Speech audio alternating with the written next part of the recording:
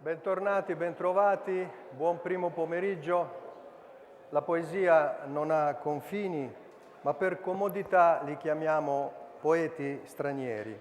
Stranieri ma accolti, attesi a ritratti di poesia. Cominciamo con Moira Egan, americana. Eccola qua, Moira Egan.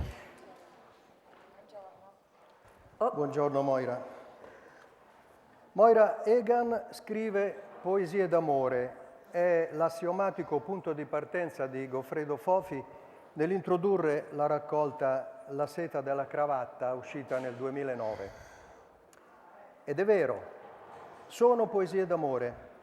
Il punto di arrivo al quale si perviene, al quale sono pervenuto io, è però un altro. La teatralità del sesso come gioco rituale. Moira Egan spoglia l'amore dagli orpelli zuccherini e carismatici, ne fa una celebrazione succulenta, barocca, perfino spavalda, per arrivare a un registro nuovo. La tenerezza come catarsi, l'amore che parte dai corpi come presa di coscienza universale. Ci sono poesie sintomatiche, tipo Invidia del contrabbasso, o Il pompelmo di Saffo. Quest'ultima, dopo tante malizie, ha un verso di assoluta purezza. Se lavi e rilavi la tua pelle, non puoi sbarazzarti della luce. Dunque, che amore è quello che passa attraverso il filtro della poesia per Moira Egan? Grazie Ennio. Per me posso dire che la poesia d'amore è stata sempre la poesia più interessante e forse è un grande difetto, ma io non posso scrivere sui temi che mi non toccano. No, che... I said it backwards. Che non frequenti, ma beato tuo marito. Grazie. Ma come Goffredo ha scritto e come Ennio ha detto, la narratrice di queste poesie, una lei che non è esattamente me, Moira, lei ha coraggio, lei rischia tutto, posso dire che lei ha un grande bisogno di esplorare e per me forse la poesia è anche un modo in cui io posso esplorare. Fra poco sentiremo alcune di queste poesie, tu le leggerai in italiano o in inglese? Inglese. In inglese e poi ci sarà la trascrizione. Sì. Ecco perché, come ho detto, statunitense, romana d'adozione, traduttrice assieme al marito Damiano Abeni. Che esperienza rappresenta vedere il mondo dal ballatoio di due lingue, l'italiano e l'inglese? È molto interessante, ma se l'amore è così importante per la mia poesia, la lingua stessa è molto importante per me come poeta. E io credo che è la responsabilità di ogni poeta di capire come funziona la lingua, le possibilità, perché facciamo le scelte che facciamo. E se amo la lingua italiana, io scrivo ancora in inglese e penso che sarà così sempre. E ho la grande fortuna di avere un grande traduttore, mio marito, che ha dato la mia poesia una nuova vita qui in Italia. Ma io leggo in inglese, lui fa il lavoro in italiano, è così. Allora sentiamo il lavoro di entrambi. Prego, la lettura, il palcoscenico è tutto tuo. Grazie. English is so much easier for me. You okay? Ma comunque questa poesia ha una metafora centrale in cui le tre fasi dello sviluppo di un profumo funzionano come metafore per le fasi dell'innamoramento. Notes on a potion. Top note, attar of roses. No one ever thought to bring me blush roses before. How can this color so luscious seem so innocent? Buttered ivory dipped in primrose, and they open slow as a honeycomb, or the tentative blossoming of trust. Middle note, sandalwood. In the dusk I stumble over roots and shadows. He insists in a whisper that we press on. Then he takes my hand and teaches me the names of the flowers in the dark of the deepest heartwood. Bass note, ambergris. The fluke breaks the surface smooth as grace, or amniotic song. Salt, sweet, water, there are things I have grown used to needing, but never grow used to. His arms warm around me, the long migration home. Pelargonium graveolens. It's not just that he knows the name in Latin of every plant we come across, its usual habitat, the things it needs to thrive. It's that he pays attention to the less conspicuous elements, passing right over the fuchsia blooms, for example, to see if the leaves harbor parasites, whether the soil's properly moist or dry. It's the way he bends down as if in veneration, takes hold of the pelargonium's deep green, crushed velvet leaves, and strokes a handful of fragrance from them.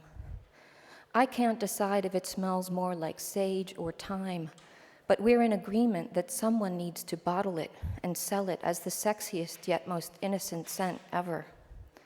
Still fragrant with it, he guides me down the path. I'm beginning to understand how he spent all his tenderness before I came along. Another stinky poem. No more stinky. Questa è una villanella e ho usato questa forma perché questa pittrice, Suzanne Valadon, non ha mai saputo l'identità di suo padre e non ha mai detto a Utrio, il suo figlio, l'identità di suo papà. E quindi una villanella. Maurice Utrio, enfant, nu, debout, jouant du pied avec une cuvette, after the drawing by Suzanne Valadon. I want to tell him that I know the ache he feels, the gnawing emptiness, like hunger or a thirst that can't be slaked. It's difficult, those mornings when he wakes from hot, disordered dreams that mar his rest.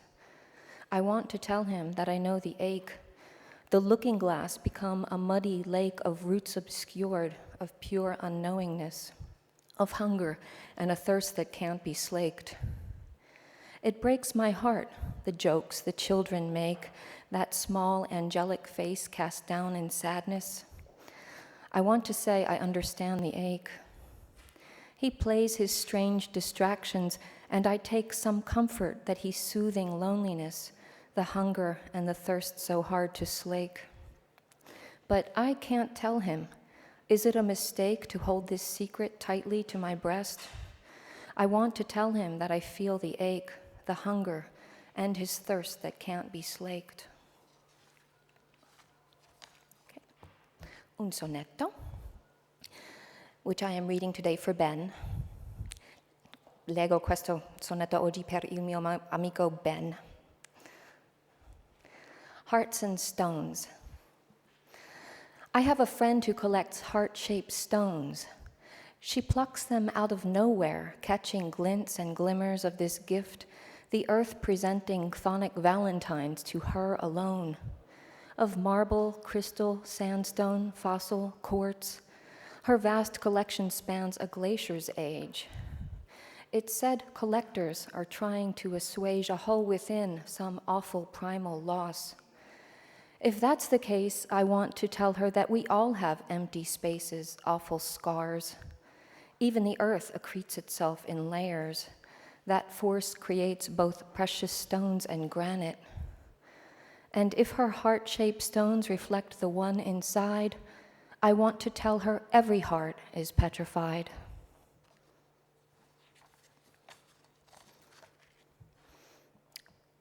Another sonnet from science. About a rock. Yes, Lucy, BPM 3709. Un titolo molto poetico, ma everything's explained.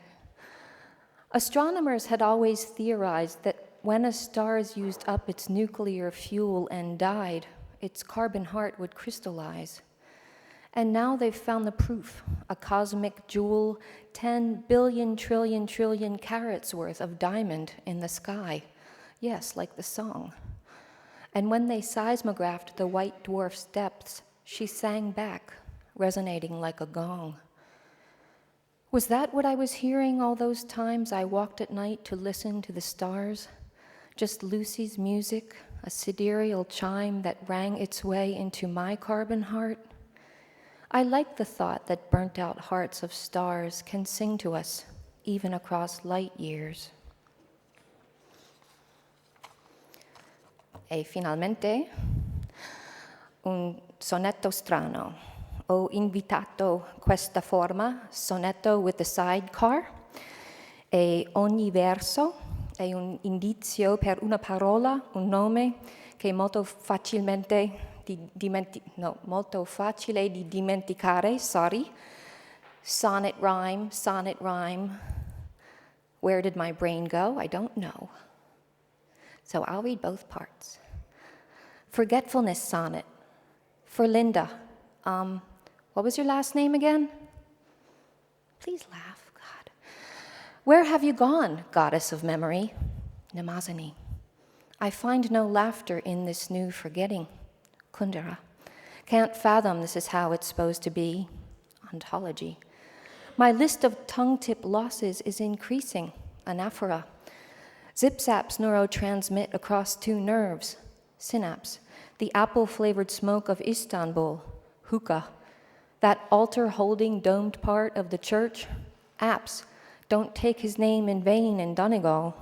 Puka. The pretty actress sister of Jackie O. Radziwill. That leaf-producing town in Western Cape. Parle.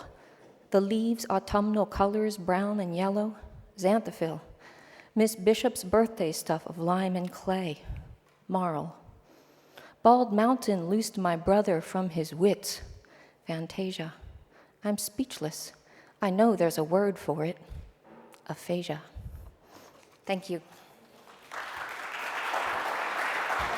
Grazie mille.